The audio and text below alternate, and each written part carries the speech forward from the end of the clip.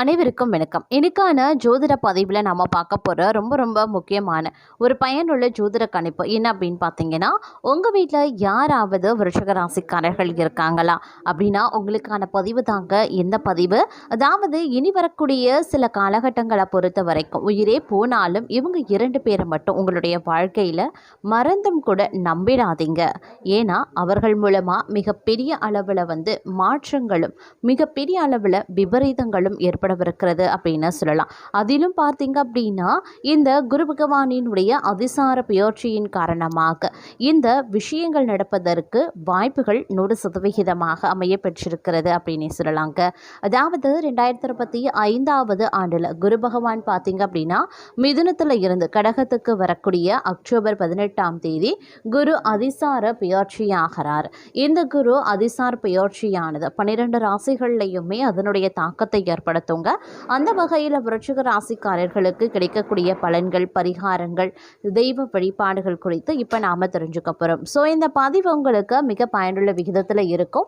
வீடியோவை ஸ்கிப் பண்ணாமல் கடைசி வரைக்கும் பாருங்கள். வீடியோக்குள்ளே போகிறதுக்கு முன்னாடி இது வரைக்கும் நீங்கள் நம்ம சேனலை சப்ஸ்கிரைப் பண்ணலை அப்படின்னா உடனே சப்ஸ்கிரைப் பண்ணிக்கோங்க. அப்படியே பக்கத்தில் இருக்கக்கூடிய நோட்டிஃபிகேஷனுக்கான பில் பட்டனையும் ப்ரெஸ் பண்ணிக்கோங்க.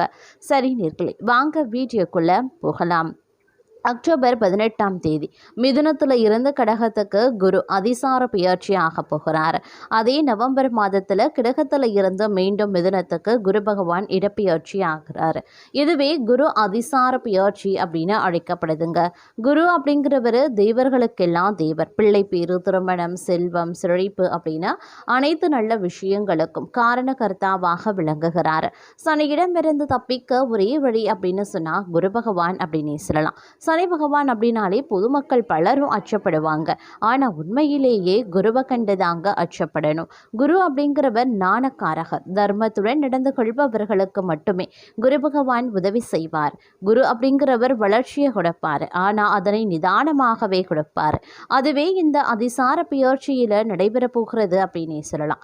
அந்த வகையில் இந்த குரு பெயர்ச்சியில் விருச்சிக ராசிக்கு கிடைக்கக்கூடிய பலன்கள் அப்படின்னு பார்க்கும் பொழுது தங்களை பொறுத்த வரைக்கும் குரு பகவான் 8வது இடத்துல இருக்கிறதுனால நிறைய தடைகளை சந்தித்து வருவீங்க. பொருளாதாரத்தில் சிக்கல் இருக்கும். தங்களுடைய குழந்தைகளுக்கும் தங்களுக்கும் எக்கச்சக்க கருத்து வேறுபாடுகள் இருக்கும்.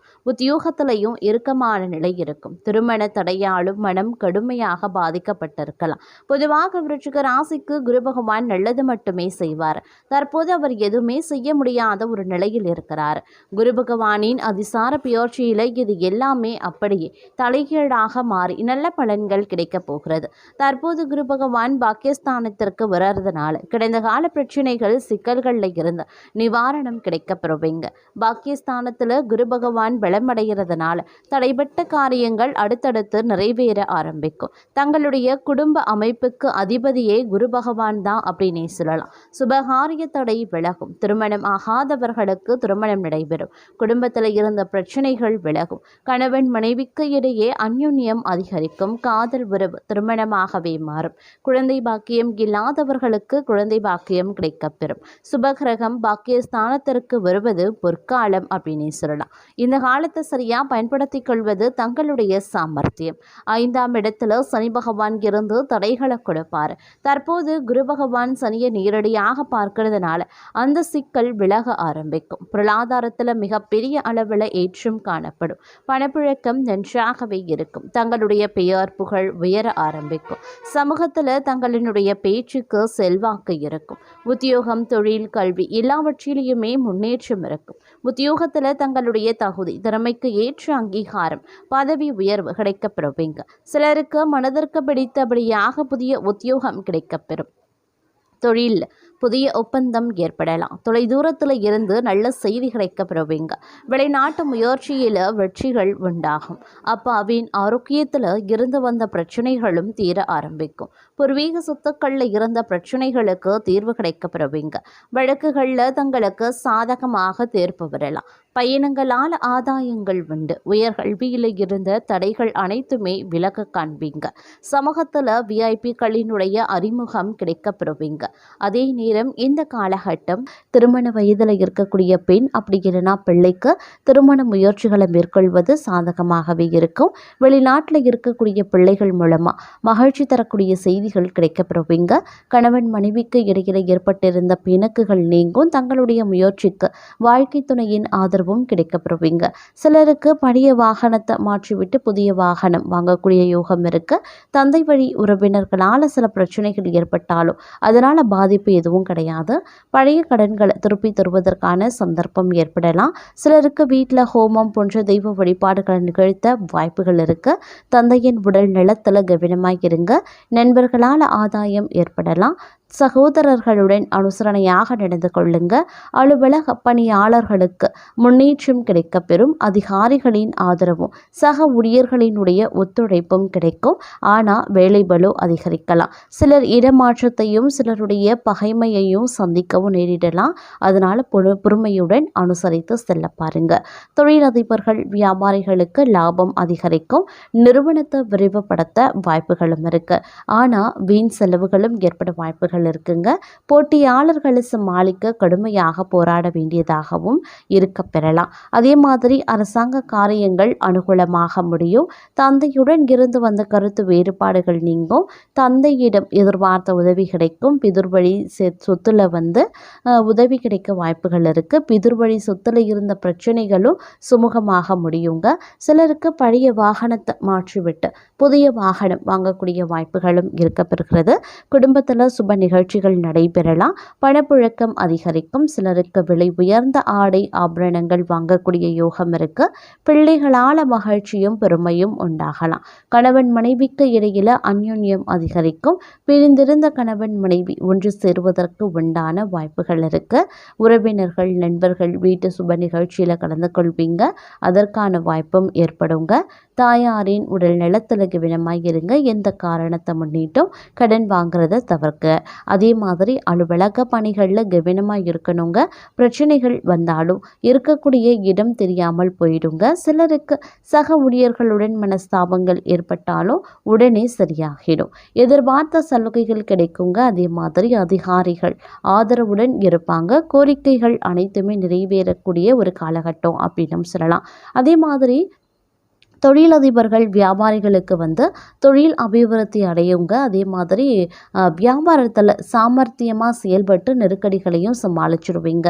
அரசு வகையில் எதிர்பார்த்த சலுகைகளும் கிடைக்கப்பெறுவீங்க. விற்பனையும் லாபமும் கூடுதலாகவே இருக்கும். பற்றுவரவு சுமூகமாகவே நடைபெறுங்க.